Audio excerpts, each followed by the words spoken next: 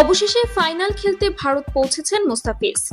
তাকে একা পেয়ে হোটেলে একই কাণ্ড ঘটালো পাঞ্জাবের মালকিন প্রীতি জিন্টা। দর্শক, গতকাল আইপিএল এর সেমিফাইনালে দুর্দান্ত জয় তুলে নিয়ে দীর্ঘ 11 বছর পর ফাইনালে ওঠার গৌরব অর্জন করেছে পাঞ্জাব কিংস। দলের এই সাফল্যে গোটা শিবিরে বইছে উৎসবের আমেজ। তবে এমন এক গুরুত্বপূর্ণ মুহূর্তে দলে দেখা দিয়েছে এক বড় দুশ্চিন্তা।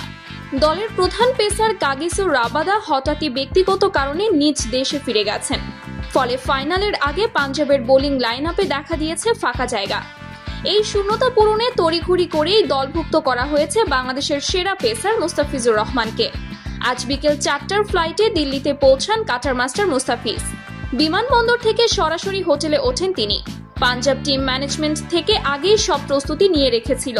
হোটেলে পৌঁছানোর কিছুক্ষণের মধ্যেই বিশেষভাবে মুস্তাফিজের সঙ্গে দেখা করতে আসেন পাঞ্জাব কিংসের সহ মালিক এবং বলিউড অভিনেত্রী প্রীতি জিন্টা। দীর্ঘদিন ধরে মুস্তাফিজকে দলে চেয়ে আসছিলেন তিনি। এবার ফাইনালের মতো গুরুত্বপূর্ণ ম্যাচে তাকে পাওয়ায় বেশ উচ্ছ্বসিত প্রীতি। হোটেলের লবিতে প্রীতির সঙ্গে মুস্তাফিজের সেই সৌহার্দ্যপূর্ণ সাক্ষাৎ মুহূর্তটি ক্যামেরাবন্দিও হয়।